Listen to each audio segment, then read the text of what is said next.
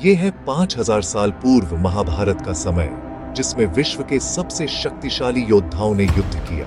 भगवान श्री कृष्ण भी अर्जुन के सारथी के रूप में इस युद्ध में शामिल हुए। परंतु कौन था इस युद्ध का सबसे महान योद्धा? आइए जानते हैं। अर्जुन दुनिया का सबसे अच्छा धनुर्धर और योद्धा है।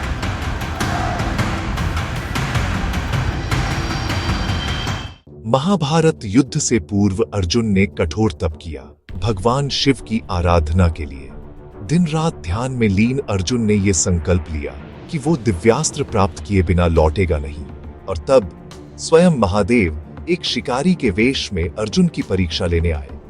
दोनों में घमासान युद्ध हुआ, एक से एक प्रहार, एक से एक चालाकी। पर अर्जुन डटा रहा, निडर और एकाग्र। युद्ध समाप्त होने पर भगवान शिव ने अपना असली रूप प्रकट किया।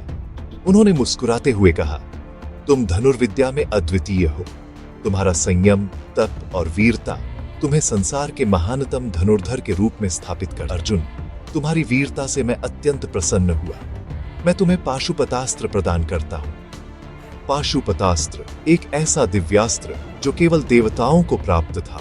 यह सिद्ध करता है कि अर्जुन केवल शक्ति से नहीं, भक्ति और तप से भी महान था। महाभारत के युद्ध के समय भगवान श्री कृष्ण ने अर्जुन को वो दिखाया जो देवताओं को भी दुर्लभ है। विराट रूप, विष्णु का विश्व रूप। हर दिशा में एक ही चेहरा, हजारों नेत्र, हाथों में सैकड़ों अस्त्र, संपूर्ण ब्रह्मांड उनके भीतर समाहित था। और अर्जुन उसे देखने वाला एकमात्र मानव।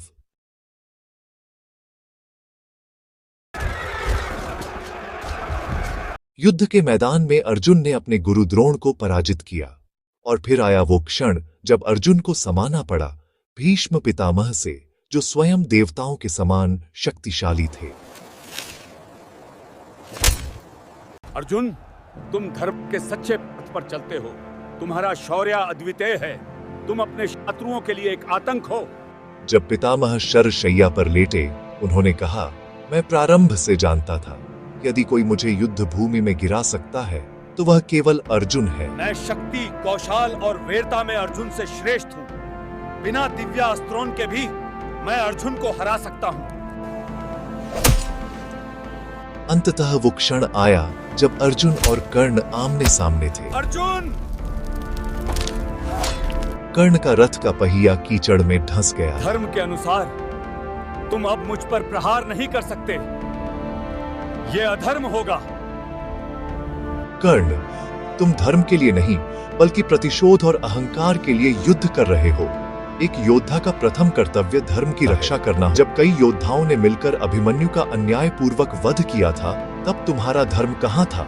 जब द्रौपदी को भरी सभा में अपमानित किया गया, तब तुम्हारा धर्म कहां था? धर्म की बात अब क्यों?